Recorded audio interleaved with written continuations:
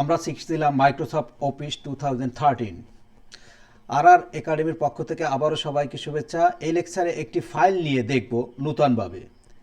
Run command থেকে আপনি যে কোনো ধরনের ফাইল নিতে পারেন যেটা আপনার কম্পিউটারে আছে। ওয়ার্ড ফাইল, এক্সেল ফাইল নিয়ে দেখব কিভাবে আমরা রান কমান্ড থেকে এই ফাইল ওপেন করতে পারি, যেটা আপনার কম্পিউটার অবশ্যই থাকতে হবে। তো প্রথমে আমি উইন্ডোজ বাটনকে প্রেস করি। যারা উইন্ডোজ বাটন চিনেন না তাদেরকে আমি দেখিয়ে দিচ্ছি। এটাকে বলা হয় উইন্ডোজ বাটন। আমরা উইন্ডোজ বাটন প্লাস আর এটা প্রেস করব। উইন্ডোজ প্লাস আর একসাথে অবশ্যই প্রেস করতে হবে। তারপর আমরা লিখব ওয়ার্ড।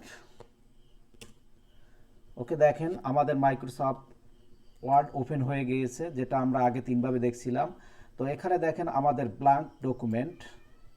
ওকে, দেখা যাচ্ছে যে আমাদের ফাইলটা ওপেন হয়ে গিয়েছে।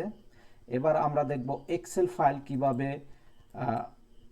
রান করতে হয়। আমরা ঠিক সেমভাবে আবার উইন্ডোজ প্লাস আর প্রেস করব। এবার লিখব এক্সেল, EXCEL, এক্সেল।